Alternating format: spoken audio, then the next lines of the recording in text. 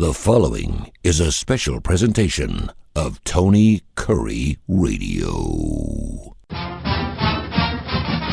Welcome back to the fabulous UAB Director's Chair. It's our weekly show about UAB sports, and really it's bigger than that, man. It's about college sports in general. We pull back the curtain on a lot of things, but we could have coaches on. They're great. X's and O's are always a good thing, and I'm sure we'll have Alex on during football season, and again, we'll have Kennedy on during basketball season, but he is the athletic director of UAB Blazers, and so I love to get his thoughts on things. I learn something every single week. You said on this show 7, 8, 9 months ago that we were going to have expansion in March Madness. I've thrown that around to several people, and they're like, here we go again. Everyone gets a trophy. I said, dude, 69 teams get in, 68, 69 teams get in. There's 350 teams. I mean, we could you can make this a little larger. You could double it, and it still wouldn't be as much as any other major sport. So it appears we're going to 76 teams. Tell me how you think about that.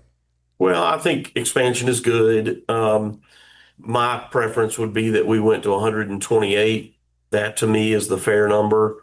That's such a change, though. It feels radical because when you say go from, we were 68, but really we're 68 only because of the first four that they do, the play-in thing. Mm-hmm. So if you eliminated that, then you're what was 64 teams. If you could double that 64, it's one round of games. It sounds like a lot. It's one game. It just basically replaces the first four. Instead of first four, it's a full 64. So Dayton's losing their games? No. I'm saying that's what I would have liked to have seen happen. But even going from 68 to 76 is good, I think. But they are eliminating. They are eliminating those first four games as playing games. Oh, okay. Well, that what I'm reading is they're going to eliminate those games in Dayton. And everybody's in. Yeah. And then they're going to pick another city for the other six. I don't know how much you know about this. Well, I would just say that the question that we all have is that does this give an opportunity for another team out of the American to go versus the 10th place team from the SEC? Yeah.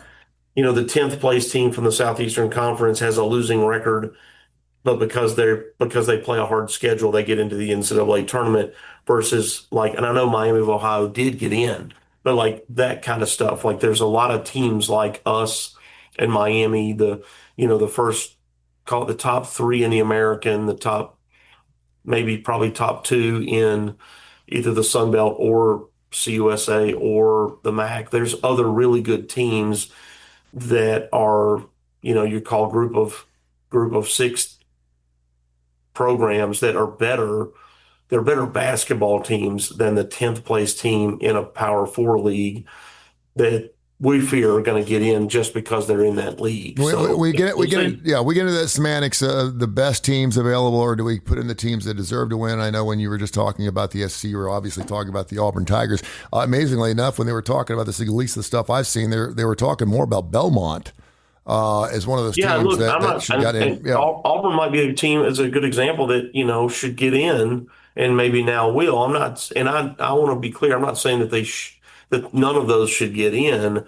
The concern that everybody has is that it's just going to be more of the same of the committee bias towards it does get a lot muddier between 69 and 70 than 76 and 77, just because the deeper you go, the more arguments you can make. So, which I think is great. We're going to argue this year of the first four out who should have been in, just like we always have. That's not going away. Look at the college football playoff expansion.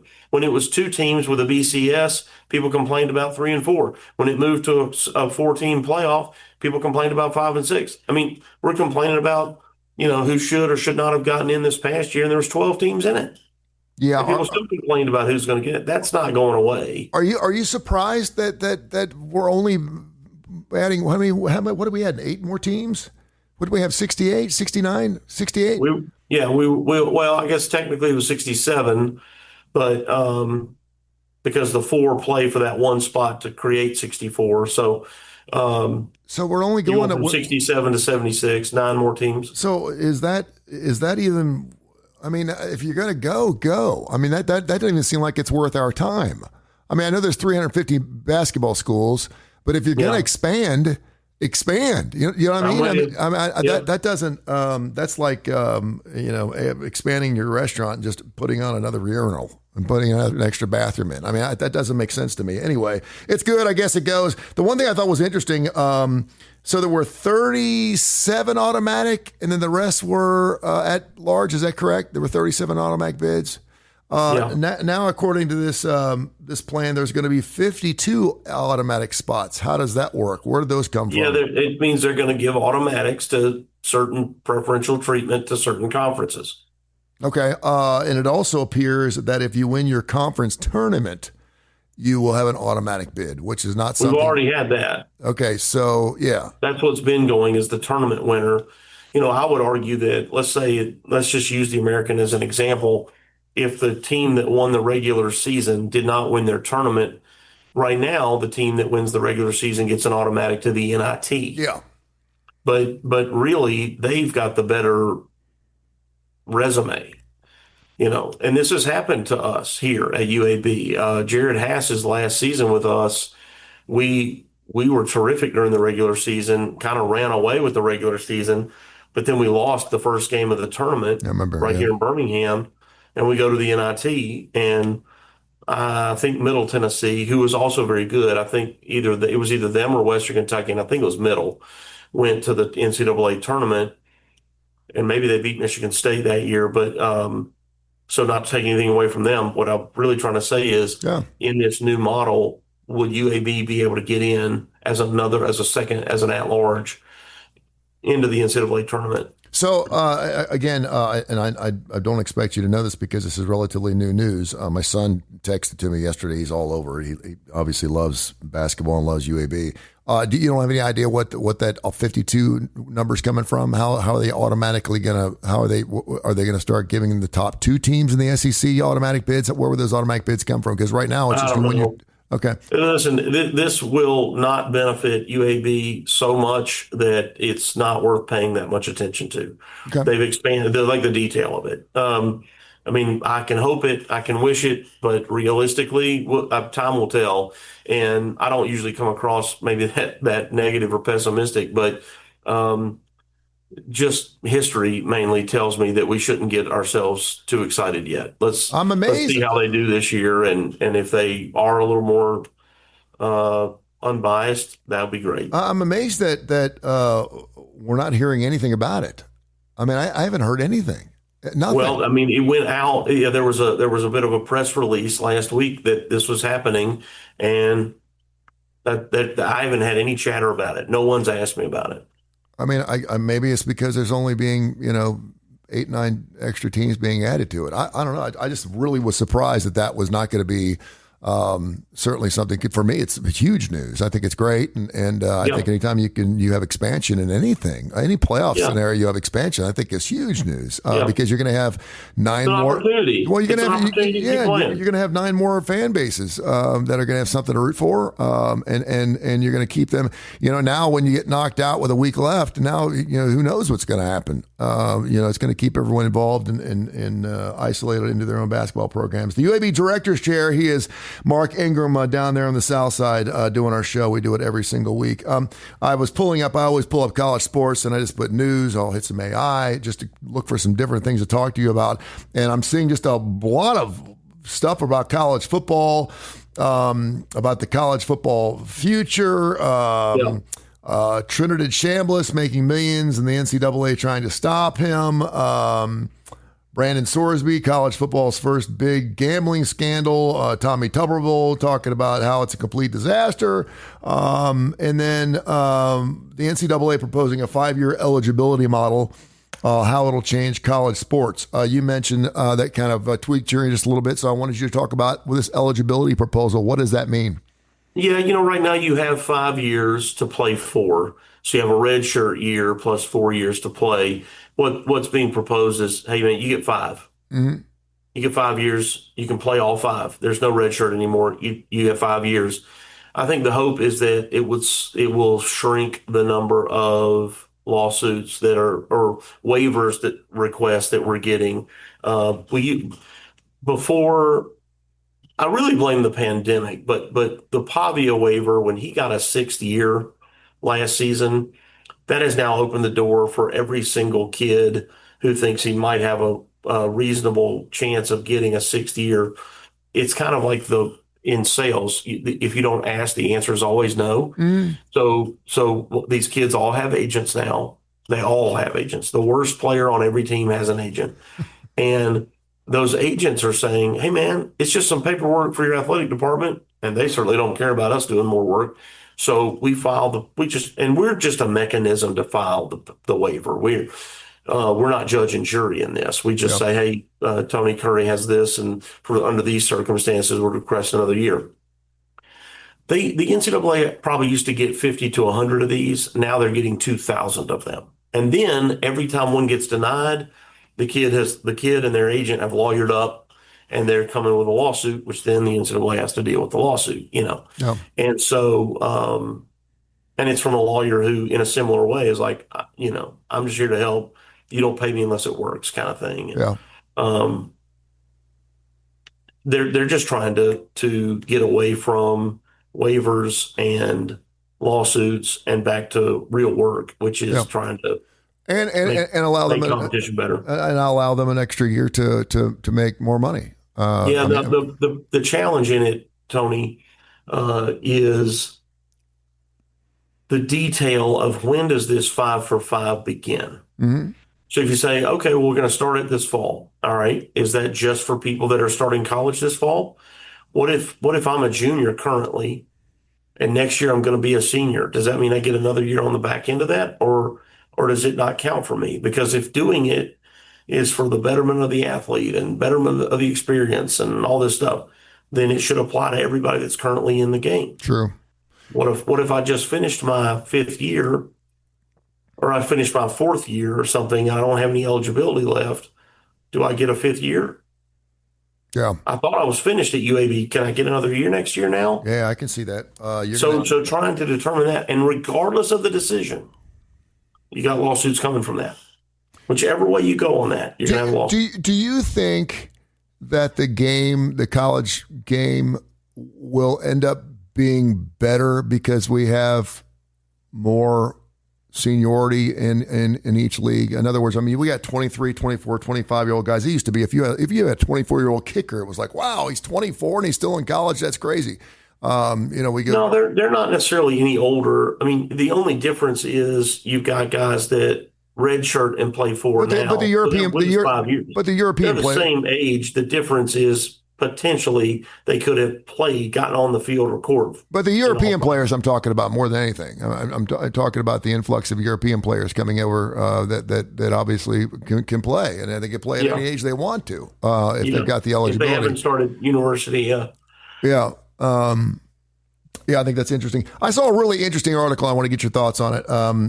I cannot believe that it's like I'm still rubbing my eyes. It's still a dream. Did Indiana really win a national championship last year? I'm like, and I saw the draft this past weekend, and I saw Mendoza winning the Heisman Trophy. I'm like, did a quarterback from Indiana really win the Heisman? It's crazy. Did he just go number 1 in the draft?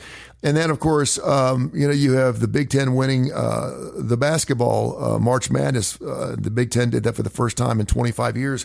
And I saw a really interesting spin on it that it's not even close, but 7 out of the top 10 alumni associations are Big Ten schools.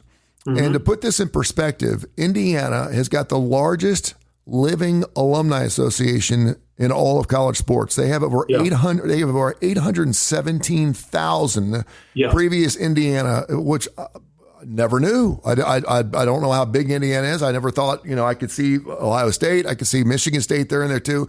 But they got 817,000 alumni. To put that in perspective, Alabama, which ranked 12th, is just a little over 200,000. So Indiana has 4 times as many alumni, and with alumni come Bucks. And with Bucks, I'm surprised that Alabama's ranked that high, frankly. I didn't realize that they would be that. I mean, I would put them in the top 50, but I wouldn't have known they'd be in the top 15. And that number's probably gone up quite a bit since Nick Saban got there. I get that. Their enrollment, just decisions to expand their enrollment and how they've done it, dormitories and Greek housing and all that, and really recruited heavy out of state to bring more kids down south. In particular, they had a well-designed plan to expand and increase enrollment. Being successful at sports helps to market that and attract kids in. But that's why this paying players era really provides a great advantage to the Big Ten because of all the large alumni groups. It's not even close. I mean, the SEC doesn't sniff the jock of the Big Ten and how many people they have. Yeah, but how much money for NIL and to pay players comes from the alumni associations? I think we all think that Mark Cuban's stroking a check, the Nike guy's stroking a check, and of course it has opportunity. I mean, you just have more people that are potentially interested than if you have a small alumni base. I mean, you could have a smaller school like Northwestern who's in the Big Ten, and they might have more people who have wealth than more individuals that have wealth. But when you have an alumni base of the size of what Penn State or Michigan or Indiana has because of how big the school is, there's like 60,000 students at Ohio State. Yeah. I mean, so you just have more people that might be interested in giving something. Well, you got more people graduating. You got more people in the workforce. You got more people that typically could be rich to make it big. And then your population base. Your population base is important. So let's use Ohio State and the state of Ohio. There are just more people in the state of Ohio than the state of Alabama. I mean, Columbus, Cleveland, and Cincinnati, those three major cities, there's just more people, you know? And so you also have, let's call it not just alumni, but you have sidewalk fans, what we call them, which is a person that didn't go to school there, but just grew up loving them. Yeah. And we have those here in the state with every school, people that didn't go to school at UAB but happened to be a fan, or people that didn't go to Alabama but they grew up a fan, but we have a lower population. So in theory, you have fewer of them. Yeah. And you just got fewer people in the state. So you got probably less corporate wealth too. Yeah. Because of the population difference. Last one we talked, you were talking about a couple of your programs that are on fire right now. I want to know where they're at. It's not to say that I don't keep track of things. I got a lot going on. You go to UABsports.com, UABsports.com. You can check out everything. It's a great website, easy to navigate. But what's going on with your athletic programs? Do tell before we let you go. Yeah, our beach volleyball team has ended their season. They had the best season that they've ever had. Awesome. They got to the tournament, won their first two matches, and then sadly lost. So they did not get to the championship as they thought or hoped that they could, but they had a great year. Men's golf just finished their tournament in 5th place, and they were incredibly close and really could have gotten to top 4. And why that matters is when you get top 4, then there's like a playoff where they do match play. So that's what you're trying to do, is get to 4th, and they just missed out on that, but they were 5 spots better than they were a year ago. So a huge improvement for them. Baseball still tied for first place. Since our last show, we took the series over Memphis, 2 out of 3 games, which was great. Memphis is playing really well right now. They had not started off their year great, but they're playing really good baseball right now. So that was a big series win for us. And we're headed down to Rice. We've traveled today to Rice. Men's baseball does, and softball's down at Florida Atlantic. So we're closing out the spring here, but yeah, we've had a really solid spring so far, and pulling for baseball here, who's in just a great position to finish strong and have a really high seeding going into the tournament, which makes a huge difference. Cincinnati Reds sitting there 19-11 in first place. I just wanted to mention that in the Central. Just so we know. We'll let you know, because every week I hope I can say, by the way, have you checked out my Cincinnati Reds lately, because they're in first. I said that they were going to win the division this year just because I think Terry Francona is that good. I think wherever he's gone, I mean, for God's sakes, he brought a championship to Boston. They had one from 89 to 90 years or whatever. Right. I think he's that good. He just brings him. There's these guys like. And they use the Moneyball concept. Yeah, that's what they did. Dusty Baker, those guys, man, they just turn it around so quick. I don't know what that is. But But, and I thought it was interesting. We already saw the Phillies coach get fired and Don Mattingly took over his position. I've always thought it was a little strange to get fired, 20 or 30 games into a 162-game season. I mean, that meant your seat was really hot going in. And you just don't start off. And the Phillies have been so good. I mean, they're 10-19. I mean, it's really early. But in the last couple of years, they've been incredible. Yeah, so I don't really get that. But the one thing about the Cincinnati Reds I think is really incredible is they're 19-11, but they're -5 in run differential. In other words, they're still being outscored throughout the season, but they've won 19 of 30 ball games, which is almost impossible to do. So when they win small. When they lose, they get their ass handed to them. So anyway, it's going to be good. All right, Beast for famine. I'm going to get into some sports rock with you next week. We're going to get into some things. I'm going to do a little homework. If you've got anything going on in the world of rock that you want to talk about. I thought maybe it'd be a good idea maybe if we went through a list because I know some people down there at Live Nation listen to the show down there at the Coca-Cola Amphitheater. Maybe we could give them a list of bands we would like to see show up at the Coca-Cola Amphitheater. We do have a little there. I'm just saying. I know people think about appropriately sized acts. Mm-hmm. Yeah, right? Yeah. I mean, it holds 8,000-9,000 people down there. But I mean, we had Bruce Springsteen. Man, is it that big? It's that big. Yeah, I think it's 8,000-9,000. Wow. Yeah, it's bigger than Oak Mountain. But we had Bruce Springsteen signed to come to Oak Mountain Amphitheater second to last year they was here. So, and I know that sounds crazy, right? But he wanted to take out the entire front row, and for whatever reason they weren't willing to do that. I'd do anything to bring Bruce Springsteen to my amphitheater. Period. But they don't need it. But yeah, so it's going to be interesting, and I can't wait till the summer concert series. So, and AC/DC still playing in Atlanta in August, so that's going to be good. I'm going to see my Reds next weekend with my buddy Santo Cruz Curry, so I'm looking forward to getting the hell out of here for a couple of days. Very nice. All right, I love you, my man. Take care of yourself, and we'll catch up next week. All right, pal. Thank you. Go Blazers. This has been a special presentation of Tony Curry Radio.